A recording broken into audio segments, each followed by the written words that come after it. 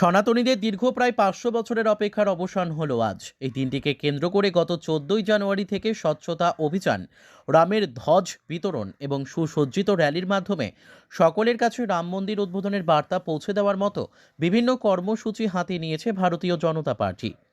পাশাপাশি 22শে জানুয়ারি দিনটিকে উদযাপন করার লক্ষ্যেও বিভিন্ন কর্মসূচি হাতে নিয়েছে রাজ্য বিজেপি। এরই অঙ্গ হিসেবে সোমবার সকালে রাম মন্দির উদ্বোধনের প্রাক লগ্নে 9 নম্বর বনমালীপুর মণ্ডলের উদ্যোগে এক শোভাযাত্রার আয়োজন করা হয়। এদিনের এই শোভাযাত্রায় অংশগ্রহণ করেন প্রদেশ বিজেপি সভাপতি রাজীব ভট্টাচার্য, 9 নম্বর বনমালীপুর মণ্ডল সভাপতি চন্দ্রশেখর দেব, বিজেপি সদর শহর জেলা সভাপতি অসীম ভট্টাচার্য সহ অন্যান্যরা।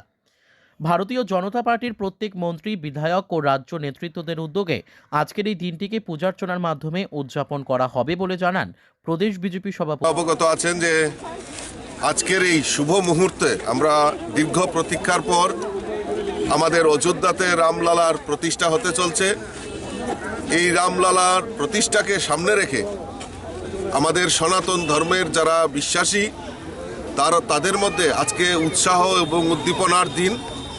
আমি আপনাদের মাধ্যমে দেশের যশস্বী প্রধানমন্ত্রী নরেন্দ্র মোদীজিকে ধন্যবাদ জানাই যে দীর্ঘ প্রতীক্ষার পর আমাদের ভারতবাসীকে এমন একটা উপহার আজকে দিতে চলছেন। তারই অঙ্গ হিসাবে আজকে বিভিন্ন কর্মসূচির মাধ্যমে এই দিনটিকে উদযাপন করা হচ্ছে।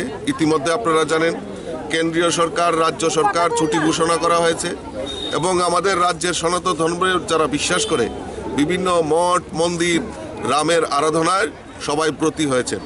আমরা আজকে আমাদের রাজ্য বিজেপির তরফ থেকেও রাজ্যের মুখ্যমন্ত্রী দুর্গাবাড়িতে যজ্ঞ অনুষ্ঠানে অংশগ্রহণ করবেন।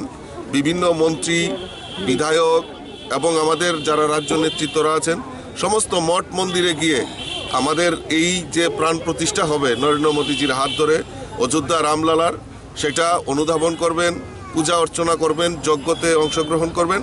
আমরা আজকে এই আমাদের নয় বনমালীপুর এলাকায় এই রাম, সীতা, লক্ষ্মণ আমাদেরকে নিয়ে আমরা একটা শোভাযাত্রায় অংশগ্রহণ করেছি।